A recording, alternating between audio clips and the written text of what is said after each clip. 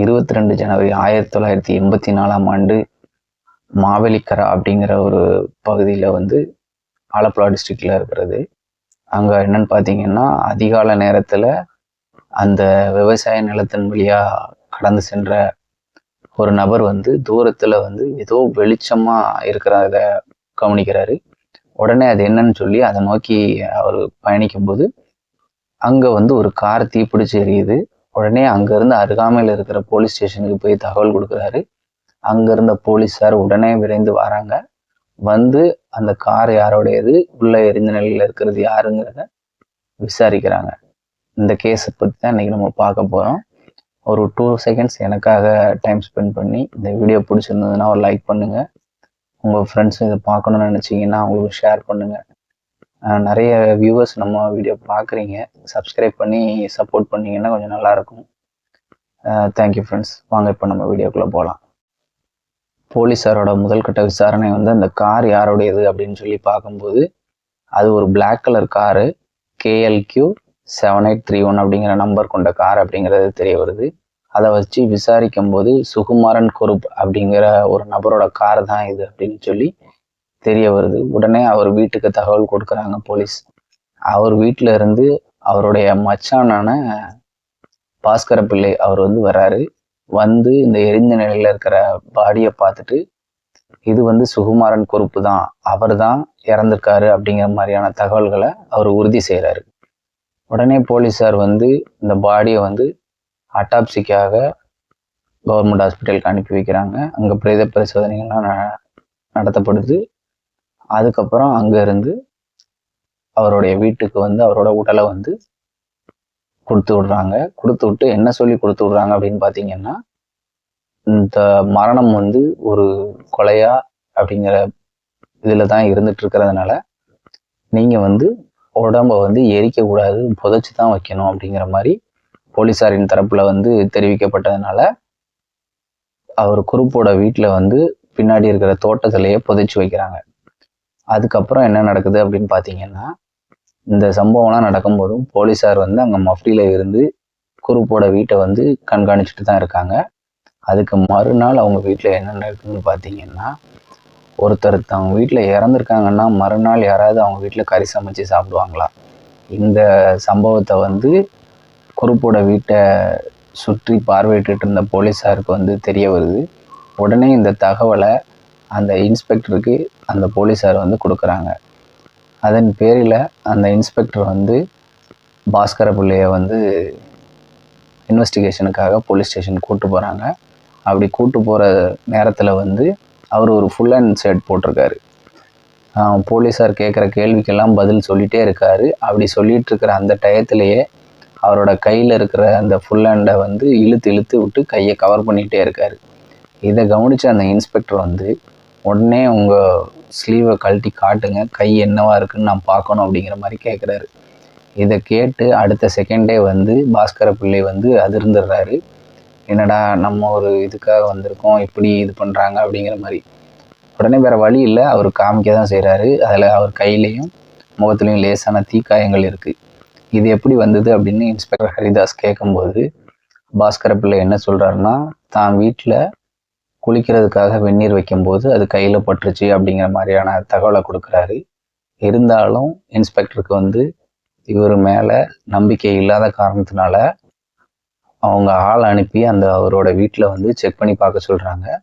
அப்படி செக் பண்ணி பார்க்க சொல்ல அங்கே எதையோ போட்டு எரிச்ச மாதிரி தான் இருக்கே தவிர்த்து அங்கே வெந்நீர் வைக்கிறதுக்கான எந்த ஒரு தடயமும் அங்கே இல்லை. அதனால இவர் அப்படியே அரெஸ்ட் பண்ணி கஸ்டடியில் எடுக்கிறாங்க போலீஸ். போலீஸோட விசாரணையில் வந்து இவரால் உண்மையை ரொம்ப நேரம் தாக்கு பிடிக்க முடியல. என்ன சொல்கிறார் அப்படின்னு பார்த்தீங்கன்னா, தான் சுகுமாரன் குருப்பை வந்து கொலை செஞ்சு அந்த காரில் வச்சு எரிச்சதேன் அப்படிங்கிற மாதிரியான தகவல்களை கொடுக்குறாரு. அப்போது இந்த கேஸ் இந்த மாதிரி போயிட்டுருக்கிற அதே நேரத்தில் இன்ஸ்பெக்டருக்கு வந்து ஒரு ஃபோன் கால் ஒன்று வருது. சுகுமாரன் குருப்பு வந்து சாகலை, இங்கேருந்து 70 கிலோமீட்டர் தள்ளி இருக்கிற அலுவா அப்படிங்கிற ஒரு இதில் டிஸ்ட்ரிக்டில் உள்ள ஒரு லாட்ஜில் தான் தங்கியிருக்காரு அப்படிங்கிற தகவல் வந்து கிடைக்குது. உடனே போலீஸார் விரைந்து அங்கே போகிறாங்க. அங்கே போய் பார்க்க சொல்ல இவர் சுகுமாரனோட ஃபோட்டோ, குரூப்போட ஃபோட்டோ காமிச்சு அந்த ரிசப்ஷனில் கேட்கும்போது இப்போ கொஞ்ச நேரத்துக்கு முன்னாடி தான் கிளம்பி போனாங்க அப்படிங்கிற மாதிரியான தகவல்கள் உறுதி செய்யப்படுது. ஸோ இதுலேருந்து என்ன தெரியுது அப்படின்னு பார்த்தீங்கன்னா, குரூப் வந்து சாகலை அப்படிங்கிறது இந்த இடத்துலயே உறுதியாகுது. ஆனால் ஏன் பாஸ்கர பிள்ளை வந்து அவர் இறந்துட்டாரு அப்படின்னு சொல்கிறாருன்னு செக் பண்ண போலீஸ் வந்து இவங்க கூட சுற்றிக்கிட்டு இருந்த இன்னும் 2 பேரை தீவிரமாக தேட ஆரம்பிக்கிறாங்க. அப்படி தேடிட்டு இருந்த போலீஸாருக்கு வந்து மாவேலிக்கரா அப்படிங்கிற பகுதியில் உள்ள சர்க்கிள் இன்ஸ்பெக்டர் வந்து இந்த 2 பேரையும் தீவிரமாக தேடும்போது திருச்சூர் பக்கத்தில் கோஸ்டல் ஏரியாவில் சவக்காடு அப்படிங்கிற இடத்துல வந்து இவங்க ஷகுவை வந்து கைது பண்ணுறாங்க. கைது பண்ணி கஸ்டடியில் எடுத்து விசாரிக்கிறாங்க. அதுக்கு அடுத்தபடியாகவே பொன்னப்பன் வந்து கைது செய்யப்படுறாரு. இவங்கெல்லாம் யார் அப்படின்னு பார்த்தீங்கன்னா, சுகுமாரன் குரூப்போட கூட்டாளிகள் தான் இவங்க எல்லாருமே. இந்த கொலைக்கு இவங்க எல்லாருமே உறுதுணையாக இருந்தவங்க. இவங்க 3 பேரும் கைது செய்யப்படுறாங்க. அது மட்டும் இல்லாமல் இவங்க சுகுமாரன் குரூப்போட மனைவியும் பாஸ்கர பிள்ளையோட மனைவியுமே போலீஸார் வந்து முதற்கட்டமாக கைது செய்து விசாரிக்கிறாங்க. அந்த நேரத்தில் வந்து இவங்களுக்கு எந்த ஒரு பெரிய இதுவும் இவங்க பேர்லேருந்து கிடைக்கல. ஆனால் இந்த 4 பேர் தான் இது பண்ணியிருக்கிறாங்க. அதாவது சுகுமாரன் குரூப், பாஸ்கர பிள்ளை, அப்புறம் சகு, அது போக அந்த டிரைவர் வந்து பொன்னப்பன். இந்த 4 பேரும் யாரை கொலை பண்ணாங்க அப்படிங்கிறது தெரியலை. உடனே அங்கே உள்ள அக்கம் பக்கத்தில் இருக்கிற எல்லா ஸ்டேஷன்லேயும் விசாரிக்கிறாங்க, ஏதாவது மிஸ்ஸிங் கம்ப்ளைண்ட் இருக்கா அப்படிங்கிற மாதிரி. அப்படி பார்க்கும்போது ஒரு நபர் தன்னோட அண்ணனை காணும், அவர் வந்து ஹரி தேட்டரில் அவர் ஒர்க் பண்ணிட்டு இருக்கிறதாகவும், அவரை காணும் அப்படிங்கிற மாதிரி ஒரு மிஸ்ஸிங் கம்ப்ளைண்ட் ஒன்று ஃபைல் ஆகிருக்கு. அந்த நபரோட பேர் என்னன்னு பார்த்தீங்கன்னா சாக்கோ. அவர் காணாமல் போய் இன்னும் வீடு திரும்பலை அப்படிங்கிற கம்ப்ளைண்ட் இருந்ததுனால போலீஸார் வந்து இந்த காரில் எரிஞ்சு நிலையில கண்டெடுத்த பாடியை வந்து ஃபோட்டோ எடுத்திருப்பாங்கள்ல, அதை கொண்டு போய் சாக்கோவோட மனைவிட்ட காட்டுறாங்க. முதல்ல அவங்களால கண்டுபிடிக்க முடியல. அவங்க ஒவ்வொரு ஃபோட்டோவாக காட்டும்போது அந்த எரிந்தும் எரியாமல் இருக்கிற ட்ரெஸ்ஸஸை பார்க்கும்போது அவராக இருக்க வாய்ப்பு இல்லை அப்படிங்கிற மாதிரி நினச்சவங்க ஒரு உள்ளாடை, எரிந்தும் எரியாத அளவு இருந்த ஒரு உள்ளாடையை பார்த்த உடனே இது தன்னோட கணவனோட இதுதான் அப்படிங்கிறத ரொம்ப தெளிவாக சொல்கிறாங்க. இதுக்கு அப்புறம் என்ன நடக்குதுன்னு பார்த்தீங்கன்னா, போஸ்ட்மார்ட்டம் ரிப்போர்ட் வருது. அந்த போஸ்ட்மார்ட்டம் ரிப்போர்ட்டில் வந்து இறந்தவர் இவர் தான் அப்படிங்கிறது கன்ஃபார்மாக சொல்ல முடியல அப்படிங்கிற மாதிரி வருது. இதுக்கப்புறம் February மாதம் 1984ஆம் ஆண்டு 2வது போஸ்ட்மார்ட்டத்துக்காக அனுப்புகிறாங்க. ஏன்னா இதில் சாக்காவோட மனைவி வந்து தன்னோட கணவன் தான் அப்படிங்கிறது சொன்னனால 2வதான போஸ்ட்மார்ட்டத்துக்கு இந்த பாடி வந்து அனுப்பப்படுது. அங்கே புதைச்சி வச்சிருந்த இடத்துல இருந்து தோண்டி எடுத்து 2வது அனுப்புகிறாங்க. போஸ்ட்மார்ட்டம் பண்ணும்போது அந்த டாக்டர் வந்து, ஃபாரன்சிக் டாக்டர் என்ன சொல்கிறார் அப்படின்னு பார்த்தீங்கன்னா, அவர் ரொம்ப தீவிரமாக முயற்சி எடுத்து தேடி பார்க்கும்போது அந்த நுரையீரல்லாம் எடுத்து அதை 2ஆக கீறி உள்ள எதுவும் கார்பன் டெபாசிட் இருக்குதா அப்படின்னு பார்க்குறாரு. ஆனால் நுரையீரலில் எந்த கார்பன் டெபாசிட்டும் இல்லை. அதுக்கு அடுத்து அவர் என்ன செய்கிறாரு அப்படின்னு பார்த்தீங்கன்னா, நிறைய ரிசர்ச்லாம் பண்ணுறாரு. அது போக நம்ம அந்த எலும்பு கூட வந்து எக்ஸ்ரே பண்ணி அதுக்கப்புறம் இறந்து போன நபரான சாக்கோ அவருடைய புகைப்படத்தோட வச்சு சூப்பர் இம்போசிஷன் அப்படின்னு சொல்லுவாங்க. அதாவது அந்த 2 மண்டையும் இந்த மண்டையோடும் இந்த முகமும் அமைப்பும் ஒன்னோட ஒன்று ஒத்து போகுதா அப்படின்னு பார்க்கறது தான் அந்த சூப்பர் இம்போசிஷன் அப்படின்னு சொல்லப்படுறது. அப்படி பண்ணி பார்க்கும்போது இது ஒரே நபர் தான், இறந்தது சாக்கோ தான் அப்படிங்கிறது உறுதி செய்யப்படுது. இதுக்கு அடுத்து இந்த கேஸ் வந்து சுகுமாரன் குரூப்போடைய மரணம் அப்படிங்கிறதுல இருந்து சாக்கோவோட மரணம் அப்படிங்கிறதுல தொடர ஆரம்பிக்குது. இதுல இருந்து தேடுறாங்க போலீஸ். சுகுமாரன் குரூப்பை வந்து கண்டே பிடிக்க முடியல. இந்த சம்பவங்கள் நடந்து விசாரணையும் ஒரு பக்கம் தீவிரமா போய்கிட்டு இருக்கு. போலீஸாரோட தனிப்படை வந்து இவரை வந்து ரொம்ப தீவிரமா தேடுறாங்க. அங்கிருந்து தப்பிச்சு இவர் சென்னை, ஒவ்வொரு ஸ்டேட் விட்டு ஸ்டேட் மாறி மாறி மாறி மாறி போய்கிட்டே இருக்காரு. ஒரு கட்டத்துல வந்து பல ஸ்டேட்டை தாண்டுறாரு. அது மட்டும் இல்லாம அந்தமான் நிக்கோபார் தீவுகளுக்கு போன மாதிரியான தகவல் கிடைக்குது. உடனே போலீஸார் அங்கேயும் போய் தேடி பார்க்குறாங்க. எப்படி போயுமே இவரை கண்டுபிடிக்க முடியல. வடக்க ஒரு இடத்துல வந்து ஒரு ஹாஸ்பிட்டலில் இவர் ட்ரீட்மெண்ட் எடுத்ததாக அங்கே இருந்த ஒரு மலையாளி நர்ஸு வந்து பின்னாட்களில் தகவல் சொல்கிறாங்க.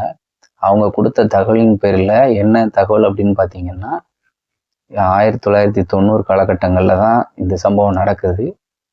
அவருக்கு இருக்கிற சிவியரான நெஞ்சுவலி காரணமாக அவரால் வந்து அந்த 90 காலகட்டத்தை 95 அந்த மாதிரியான காலங்கள்லாம் அதுக்கு முன்பே அவர் இறந்துருப்பாரு அப்படிங்கிற மாதிரியான தகவலை தான் அவங்க சொல்கிறாங்க. ஆனால் இன்னை வரைக்கும் சுகுமாரன் குருப்பு வந்து என்ன ஆனாருங்கிறது யாருக்குமே தெரியல. இவர் வந்து சுகுமாரன் குருப்பா மாறுறதுக்கு முன்னூட்டி இவரோட சிறுவயது வாழ்க்கை என்னவா இருந்தது அப்படின்னு பார்த்தீங்கன்னா, இவர் பிறந்தது வந்து 25 மே 1946 இவருக்கு வைக்கப்பட்ட பெயர் வந்து கோபாலகிருஷ்ண குருப் அப்படிங்கிற பெயர் தான் வச்சிருக்காங்க. ஒரு நடுத்தர குடும்பத்தில் பிறந்தவர் தான்.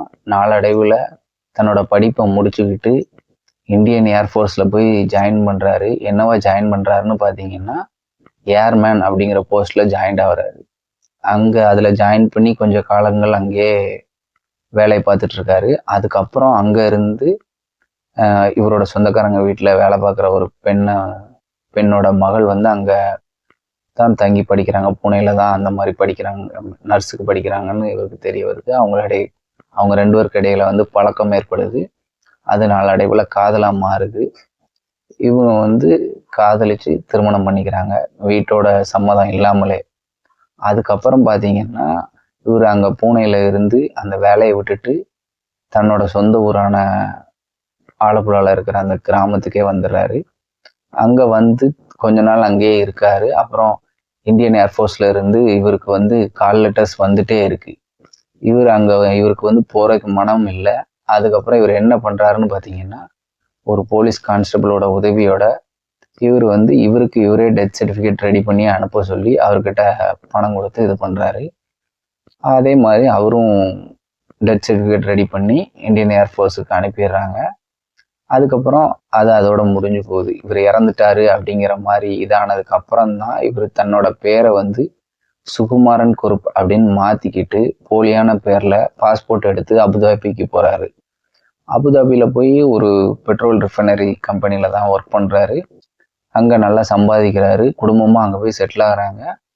அங்கே இருந்துட்டு இருக்கிற காலகட்டத்தில் தான் சொந்த ஊருக்கு வரும்போதெல்லாம் தான் நண்பர்களோடையும் உறவினோட சொந்தக்காரங்க கூடயும் பயங்கரமாக ஜாலி பண்ணுறாரு.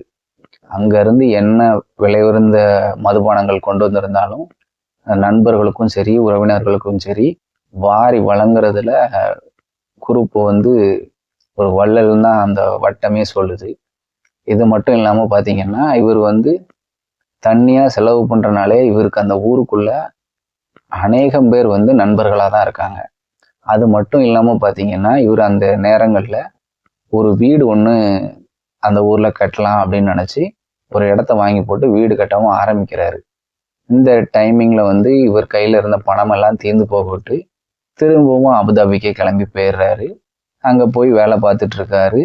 அந்த டைமிங்கில் என்ன நடக்குதுன்னு பார்த்தீங்கன்னா, இவர் வந்து ஒரு ஆர்டிக்கிள் வந்து ஒரு மேகசினில் படிக்கிறாரு.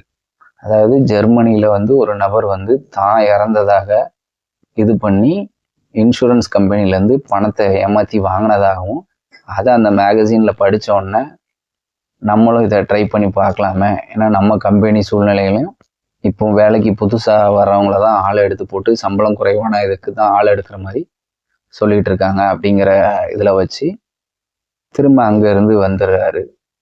அங்கேருந்து வந்து ஒரு இன்சூரன்ஸ் இது பண்ணி அங்கேயே இன்சூரன்ஸ் இது பண்ணுறாரு. பண்ணிவிட்டு அந்த டியூவெல்லாம் கரெக்டாக பே பண்ணிகிட்டு இருக்காரு. அதுக்கப்புறம் லீவுக்கு இங்கே ஊருக்கு வராரு. ஊருக்கு வந்த இடத்துல தான் பாஸ்கர பிள்ளை, அவரோட மச்சானான பாஸ்கர பிள்ளைட்டையும் அவரோட நண்பன் அங்கே அபுதாபியில் கூட வேலை பார்க்குற ஷாஹூ அப்படிங்கிற அந்த நண்பன்ட்டையும், அது மட்டும் இல்லாமல் இவங்களோட ஃப்ரெண்டான ஒரு கார் டிரைவர் அவர் வந்து பொன்னப்பன், அவரையும் எல்லாம் ஒன்றா உட்காந்து சரக்கு அடிச்சிட்டு இருக்கிற அந்த நேரத்தில் வந்து இவர் சுகுமாரன் குரூப் சொல்கிறாரு, இந்த மாதிரி இன்சூரன்ஸ் பணம் இது பண்ணியிருக்கேன், இப்போ நான் இறந்த மாதிரி இங்கே காமிச்சிட்டோன்னா எனக்கு அந்த பணம் வந்துடும், அதில் நம்ம ஆளுக்கு இது பண்ணி ஷேர் பண்ணிக்கலாம் அப்படிங்கிற மாதிரி சொல்கிறாரு. அப்போ பாஸ்கர பிள்ளை எனக்கு தெரிஞ்சவங்க நிறைய பேர் அங்கே ஹாஸ்பிட்டலில் ஒர்க் பண்ணுறாங்க, அங்கே மார்ச்சுரியில் ஏதாவது பாடி இருந்ததுன்னா நம்ம அதை எடுத்து வச்சு இது பண்ணிக்கலாம் அப்படிங்கிற மாதிரி தகவலை சொல்கிறாரு. உடனே இது கேட்டு சுகுமார பிள்ளையும் சுகுமாரன் குரூப் ஓகே அப்படிங்கிற மாதிரி சொல்கிறாரு. ஆனால் அவங்க மற்ற 2 பேரும் கொஞ்சம் பயப்பட தான் செய்கிறாங்க. அதுக்கப்புறம் இவர் ஒவ்வொரு டீட்டெயிலாக சொல்லி இந்த மாதிரி பண்ணிக்கலாம் அந்த மாதிரி பண்ணிக்கலாம் அப்படின்னு சொல்கிறனால அவங்க 2 பேரும் ஒரு கட்டத்துக்கு மேலே சம்மதிக்கிறாங்க. அப்போ இவங்க வந்து ஒரு டெட் பாடி எங்கேயாவது கிடைக்குதா அப்படின்னு சொல்லி இவரோட ஹைட் அண்ட் வெயிட்டுக்கு மேட்ச் ஆகிற மாதிரி, வயசுக்கு மேட்ச் ஆகிற மாதிரி பார்க்குறாங்க. அந்த பண வெறியின் உச்சத்தில் வந்து இவங்க சுற்றிட்டு இருக்கிற நேரத்தில் இவங்களுக்கு ஏற்ற மாதிரி எந்த ஒரு டெட் பாடியும் கிடைக்கல. அதுக்கப்புறம் இவங்க உச்சத்தில் இருக்கிற டைமிங்கில் தான் ரோட்டு வழியாக சுற்ற ஆரம்பிக்கிறாங்க அன்னைக்கு ராத்திரி. அதாவது என்னைக்குன்னு பார்த்தீங்கன்னா 21ஆம் தேதி ஜனவரி மாதம் 1984 அன்னைக்கு இவங்க ரோட்டில் மனித வேட்டைக்காக இறங்கிட்டாங்க. எவனையாவது பிடிச்சி இன்னைக்கு கொன்னே ஆகணும் அப்படின்ட்டு. அந்த மாதிரி இவங்க சுற்றிட்டு இருக்கிற வேலையில் பார்த்தீங்கன்னா அங்கே ஹரி டாக்கீஸ் அப்படின்னு ஒரு திரையரங்கம் இருக்குது. அதுக்கு வெளியில் ஒரு நபர் வந்து பஸ்ஸுக்காக வெயிட் பண்ணிட்டு இருக்கிறாரு. அவரை பார்த்த உடனே இவங்களுக்கு பிளான் ஒர்க் அவுட் ஆயிருது மண்டைக்குள்ள. இவர் தான் நமக்கு சரியான ஆள் அப்படின்னு. அவர் யாருன்னு பார்த்தீங்கன்னா அவர் தான் சாக்கோ. சாக்கோ வந்து அங்கே ரீல் பெட்டிகளை கொண்டு வந்து வச்சுட்டு அவங்க ஓனரோட மகன்கிட்ட பேசிகிட்டு இருக்காரு. ஓனரோட மகன் வந்து இருந்துட்டு காலையில் போக வேண்டியதானே அப்படின்னு சொல்லி அவர் சொல்கிறது. அதுக்கப்புறம் இல்லை, என்னோட ஒய்ஃப் வந்து மாசமாக இருக்காங்க, அதனால நான் நைட்டே வீட்டுக்கு போகணும், எனக்கு காலையில் ஒரு மீட்டிங் போக வேண்டியிருக்கு அப்படிங்கிற மாதிரி சொல்லிட்டு சாக்கோ அங்கேருந்து கிளம்பி வெளியே வந்து நிற்கிற அந்த வேலையில் தான் இந்த 4 மிருகங்களும் காரில் வருது. 2 காரில் வருது. ஒரு காரில் இவருக்கு லிஃப்ட் கொடுக்குற மாதிரி இது பண்ணி இவரை ஏற்றி கொஞ்சம் தூரம் பேசிகிட்டே போகிறாங்க. முதல்ல ஏற மறுத்த சாக்கோ வந்து அதுக்கப்புறம் நம்ம ஊர் ஆள்கா மாதிரி தானே இருக்குது அப்படின்னு சொல்லிட்டு ஏறி பயம் இல்லாமல் அவரும் பயணிக்க ஆரம்பிக்கிறாரு. நல்லா பேசிகிட்டே போகிறாங்க.